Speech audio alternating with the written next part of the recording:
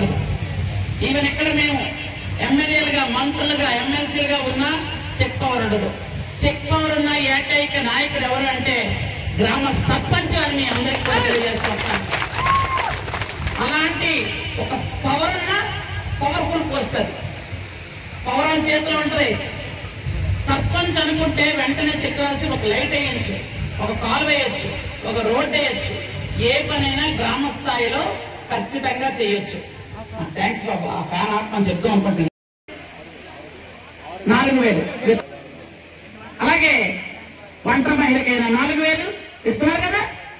అలాగే ఎవరైతే దివ్యాంగులు ఉన్నారో, వికలాంగులు, వాళ్ళకి 6000. అలాగే ఎవరికైతే దీర్ఘకాలిక వ్యాధులతో బాధపడుతున్నారో వాళ్ళకి 10,000. పూర్తిగా మంచం మీద నుంచి లేవకుండా ఉన్న వాళ్ళకి 15,000 రూపాయలు పెన్షన్ ఇస్తున్నాం కదా. ఎలాగిస్తున్నాం మరి?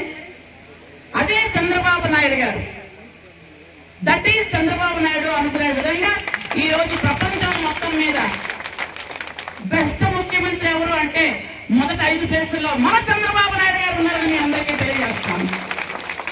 ఈరోజు ఎవరున్నారు అంటే మన చంద్రబాబు నాయుడు గారు ఉన్నారు. అదే జగన్మోహన్ రెడ్డి అయితే ప్రతి మండలం collector office, RDO office, MRO office, hospital, అలాగే స్టీల్ ప్లాంట్ అన్ని తాకట్టు పెట్టారు.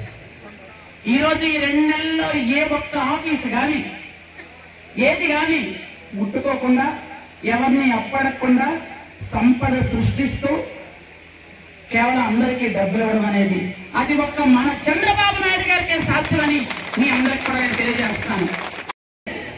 ఎందుకంటే పెద్ద దొంగ ఇంతకుముందు ఉండేవాడు. పెద్ద దొంగ ఎవరు?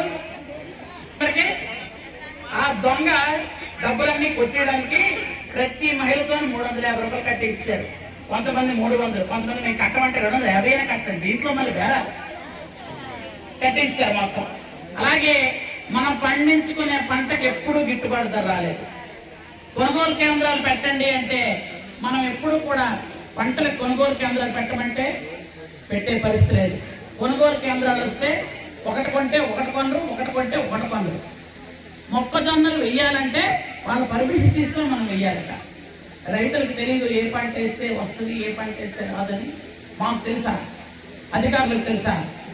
రైతులకే తెలుసు ఏ భూమిలో ఏ పంట వేస్తే పండుతుంది, ఏ విత్తనం.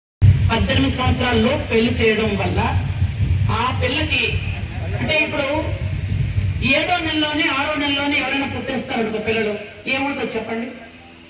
వాళ్ళకి ఇబ్బందే కదా. తల్లిగా మీ అందరికీ తెలుసు కదా. అదే 18 సంవత్సరాలు మనం పెళ్లి చేస్తే ఆ పాపకు కూడా బాడీ మొత్తం అంటే శరీరంలో మొత్తం అంతా ఎదుగుదల ఉండదు కదా. 18 సంవత్సరాలు ఎందుకు పెట్టారు మరి? అప్పుడు చేయటం వల్ల ఆ పిల్లలు కలిగేటప్పుడు చాలా ఇబ్బంది పడుతుంది. అత్తవారింట్లో ఎలగమెలగాలో కూడా తెలియని పరిస్థితులు తీసుకెళ్లి మీరు అత్తవారింట్లో పడేయకండి. దయచేసి అందరికి కూడా చెప్తున్నాను, పిల్లల్ని చదివించండి. ముఖ్యంగా పిల్లల్ని చదివించండి.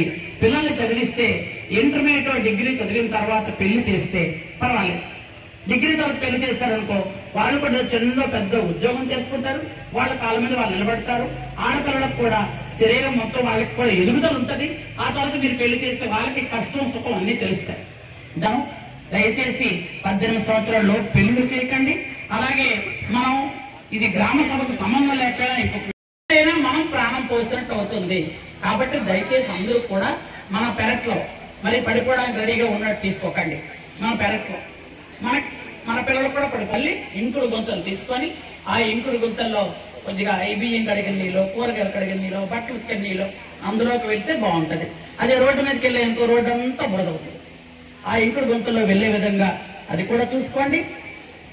గ్రామ స్వరాజ్యాన్ని కాపాడడానికి, గ్రామంలో ఉన్నటువంటి ప్రజల తాలూకా ఆకాంక్షలు నెరవేరడానికి, గ్రామాల్లో రోడ్లు, కాలువలు, అలాగే మిగిలిన పనులన్నీ జరగడానికి ఈరోజు ఈ మహత్తరమైన కార్యక్రమం ఏర్పాటు చేయడం జరిగింది. ముఖ్యంగా నేను మన నియోజకవర్గంలో ఉన్నటువంటి అన్ని పంచాయతీలకు కూడా నేను ఆల్రెడీ మెసేజ్ కూడా పెట్టాను. మళ్ళీ చెప్తున్నాను, గ్రామ పంచాయతీలో ఉన్న మీరందరూ కూడా ఎవరెవరికి ఏ పనులు ఉన్నాయో మీరు కాగితం రూపంలోనే ఇవ్వండి. ఉంటారు అధికారులు 1 గంట వరకు. కాగితాలు తెచ్చుకోండి, రాయండి. ఇప్పుడు మీరు నాకు ఇక్కడ చెప్పారు కావాలని శాంక్షన్ చేస్తాం, కానీ మీరు కాగితం ఇవ్వాలి. అది ఖచ్చితంగా శాంక్షన్ చేస్తాం. ఎందుకంటే రోజు మీరు అడిగారు, ఖచ్చితంగా ఫస్ట్ వచ్చాం కాబట్టి మీ ఊరు ఫస్ట్ అడిగింది ఖచ్చితంగా ఇస్తాం, రోడ్డు ఇవ్వడం జరుగుతుంది మీకు. మీరేంటంటే